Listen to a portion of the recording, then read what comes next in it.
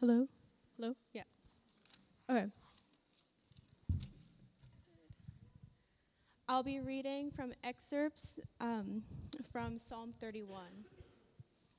In you, O Lord, I seek refuge. Do not let me ever put to shame. In your righteousness deliver me. Incline your ear to me. Rescue me speedily. Be a rock of refuge for me, a strong fortress to save me. Be gracious to me, O Lord, for I am in distress. My eye wastes away from grief, my soul and body also. For my life is spent with sorrow, and my years with sighing. My strength fails because of my misery, and my bones waste away. But I trust in you, O Lord. I say, you are my God. My times are in your hand. Deliver me from the hand of my enemies and persecutors. Let your face shine upon your servant. Save me in your steadfast love. Blessed be the Lord, for he has wondrously shown his steadfast love to me when I was beset as a city under siege. He had said, in my alarm, I am driven far from your sight, but you have heard my supplications when I cry out to you for help. Love the Lord, all you his saints. The Lord preserves the faithful and abundantly repays the one who acts haughtifully. Be strong and let your heart take courage, all you who wait for the Lord. The word of the Lord.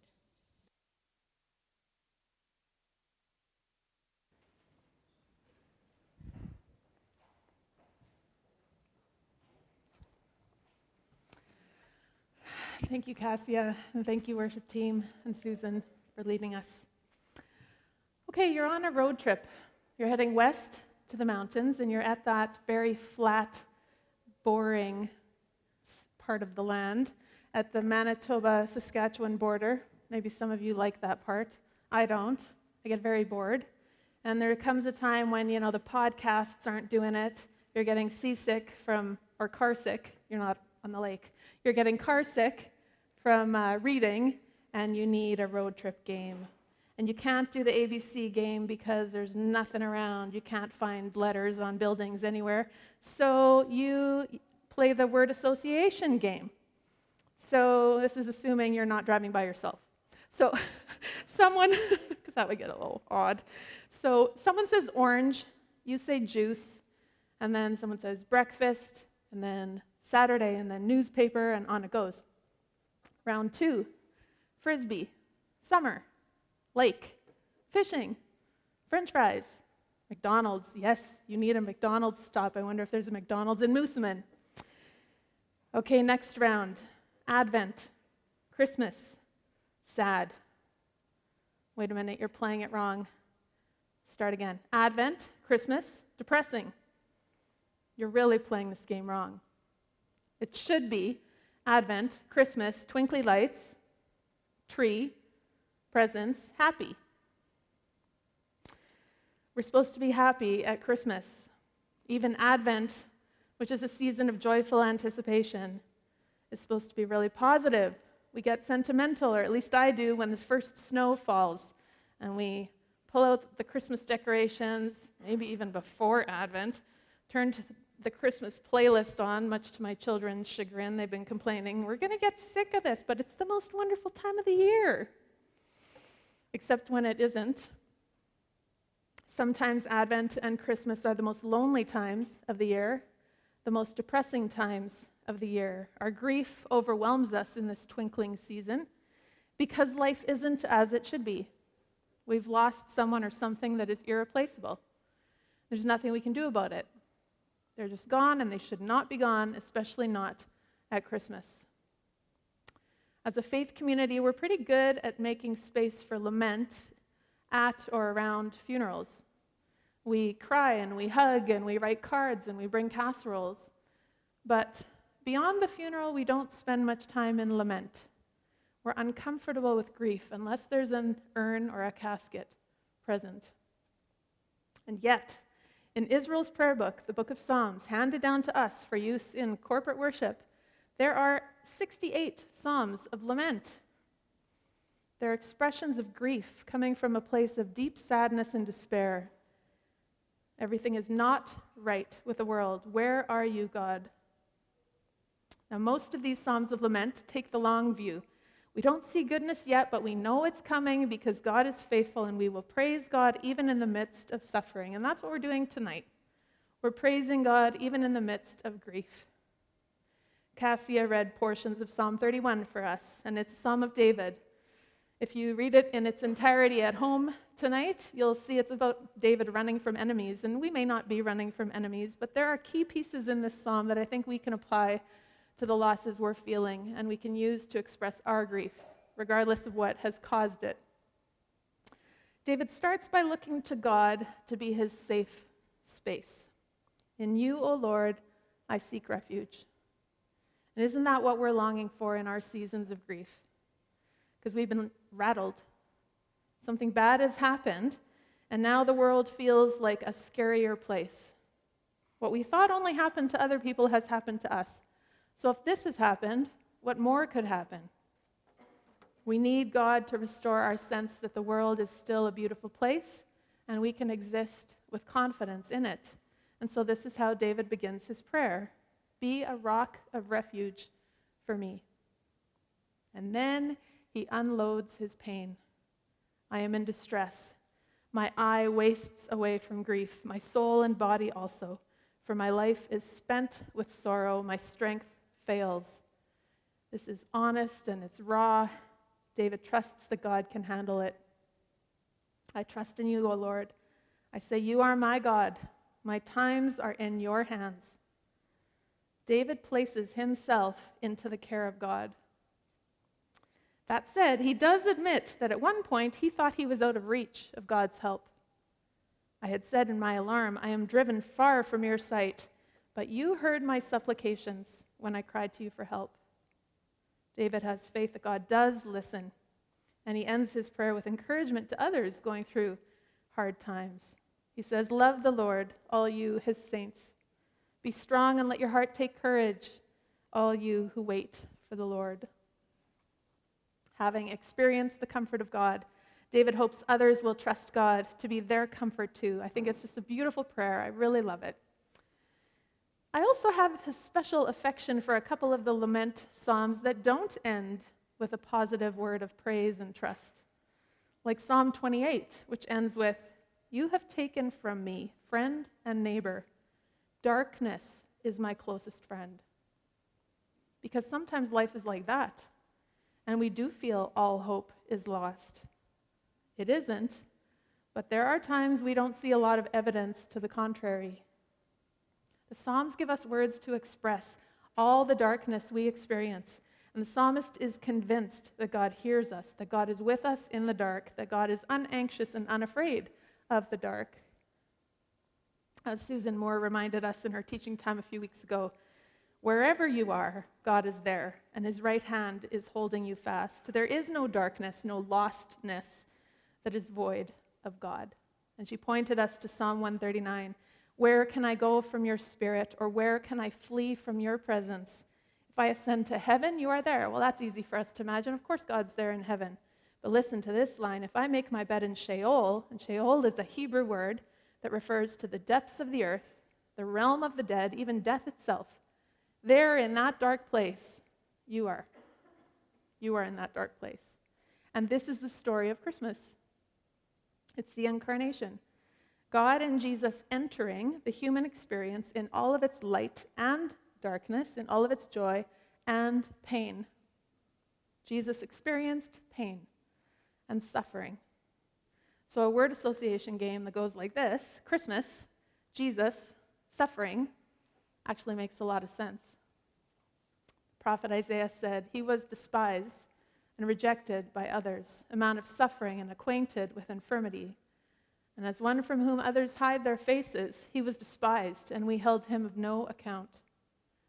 Surely he has borne our infirmities and carried our diseases, yet we accounted him stricken, struck down by God, and afflicted. But he was wounded for our transgressions, crushed for our iniquities. Upon him was the punishment that made us whole, and by his bruises we are healed. Don't let the twinkling lights fool you. Jesus didn't come to be an ornament on a tree. Jesus didn't come to be the party mascot. Jesus came to bear our pain, to bear our grief, to bear our humanity. Jesus came for us. He is with us, and by his bruises we are healed. We look to the cross and we see a suffering God who came to save us. And that word save is loaded. It's not one-dimensional. Try playing word association with the word save. Save, redeem, forgive, heal, comfort, peace. Jesus does it all. And so we celebrate Jesus' birth. Of course we do, the joy and the miracle and the beauty of it. But we also acknowledge the sorrow. After all, there's sorrow in the Christmas story itself. It's the part we skip over so our kids aren't traumatized, and it's a good thing they're at pods tonight, because here we go. When Herod saw that he had been tricked by the Magi, he was infuriated. He sent and killed all the children in and around Bethlehem who were 2 years old and under, according to the time that he had learned from the Magi. Then what had been spoken through the prophet Jeremiah was fulfilled. A voice was heard in Ramah, wailing and loud lamentation, Rachel weeping for her children. She refused to be consoled because they are no more. The story of Jesus' birth wasn't all stars and angels. King Herod had every little boy under the age of 2 living in and around Bethlehem killed because he was threatened by the news that there was a baby born in that area prophesied to be king of the Jews. He could not handle that. We live in a world where powerful people have over and over again throughout our history oppressed and sometimes even killed vulnerable people.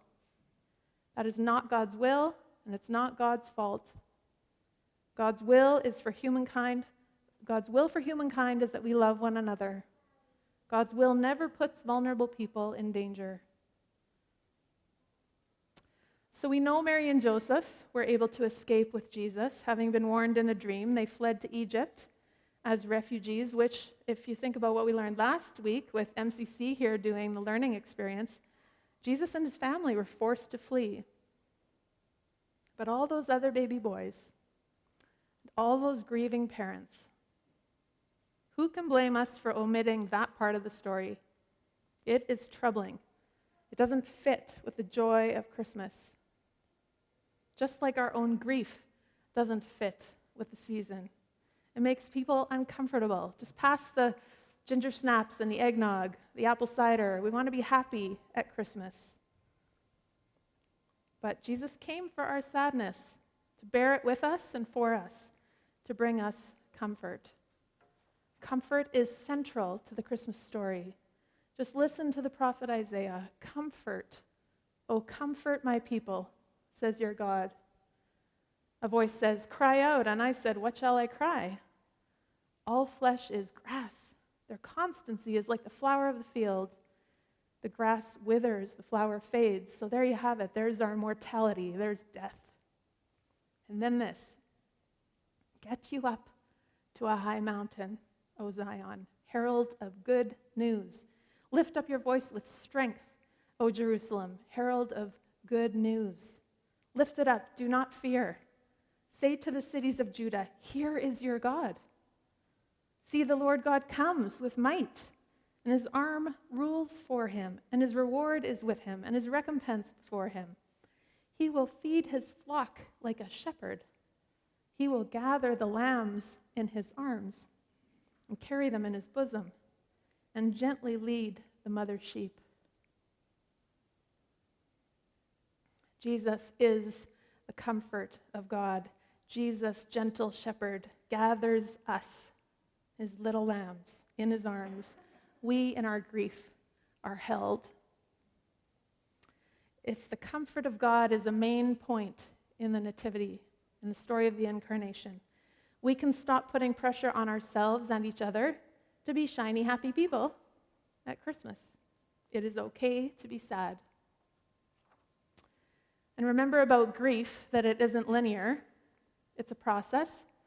And many of us are familiar with the stages of grief, thanks to Elizabeth Kubler-Ross in the 60s. But, well, she suggested we progress through grief in a linear way from denial to anger to bargaining to depression, and then finally way over here to acceptance. But we are learning from our own experience, and scholars more recently have suggested grief is not a line that we progress to from one stage to the next. It's a spiral that we move in and out of. We think we've hit acceptance, and then something happens, and we're way back at denial, like, what the heck even happened? How is this possible that this has happened? Or we think we've made our way to acceptance, and then we are hit with something, and we're back at anger. And that's okay. The more we've loved, the more we'll grieve when the object of our affection is gone. Little things are going to remind us of our loss when we least expect it, way down the line. We're going to think like it's been years, and it hits us, and it's okay. There's no appropriate timeline for grief. There's no correct way to grieve. We all do it differently. We don't only grieve when someone dies. We grieve when we lose a pet, when we lose a job, when we lose a house, when we have health concerns, when there's something that we've hoped for that hasn't come to fruition. We grieve. Thanks to Reynold, who sent me some great resources this past week, I watched a webinar by John Couparter from the Crisis and Trauma Resource Institute here in Winnipeg. And he said there's no hierarchy in grief. The particularities of the loss aren't as important as the meaning we attach to the loss. And so if we attach meaning to a loss, our grief is legit. It doesn't really matter if others who experience the same loss attach the same kind of meaning. So for example, I'm still grieving the loss of our previous house in Glen Elm. And this may seem trivial. We moved 6.5 years ago for very good reasons. I'd probably do it again. But I am still grieving the loss of that big, old, troublesome character house in a neighborhood, the house I just loved, the neighborhood I just loved. There was history in that neighborhood. I'm still grieving. So some might say, good grief, it's just a house. It's been 6.5 years. It was a sketchy neighborhood after all. But for me, it's a big deal. I still grieve. In a few minutes, I'm going to invite you to light candles to represent the losses you're feeling.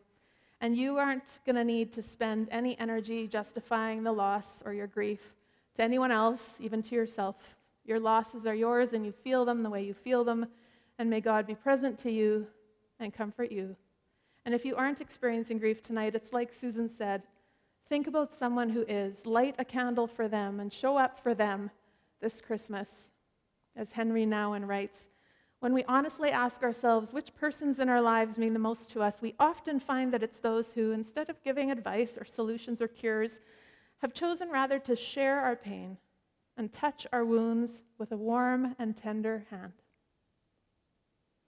The friend who can be silent with us in a moment of despair or confusion, who can stay with us in an hour of grief and bereavement, who can tolerate not knowing and not curing and not healing, and face with us the reality of our powerlessness, that is a friend who cares. If we're feeling awkward, someone's grieving and we don't know what to say, the best advice I've ever gotten was just show up. Show up and stammer. It's better than not showing up at all. It's better to show up and listen, to meet our friends where they're at. Better that than to worry about what advice to give. Usually advice isn't needed. We follow their lead. Maybe they want to talk about it, maybe they don't. Maybe they need a distraction. And speaking of distraction, it's really okay to laugh and have fun. We laugh and we cry at funerals because humans have this incredible capacity to be sorrowful and joyful at the same time. A really good TED Talk called Beyond Closure. I checked it out this week. It's by Nancy Burns, and she says, joy and grief are intertwined. Even during a time of crisis, during a funeral or times of loss, joy and laughter are important. That's what helps us catch our breath so we can move forward through that hard time. We live in a culture that tells us we can be happy all the time and that if you're not happy, you're doing something wrong. But that's not the way it works. Sometimes life sucks. Bad things happen. So knowing that joy and grief can be carried together is so important because it's a long journey without the possibility of joy. It's about learning how to carry our grief in a way that leaves room for the joy and the love from our past and the joy and the love that lies ahead yet. Joy and grief together. Maybe that can be our mantra this Christmas. The Psalms of Lament will help us. So if you're in a grieving space, just check those out. You'll find comfort there. You're going to find comfort in friends. Hopefully you find comfort in lighting candles tonight and comfort in God incarnate in all of this. So now let's prepare to light some candles to acknowledge our grief before God, and may God give us comfort.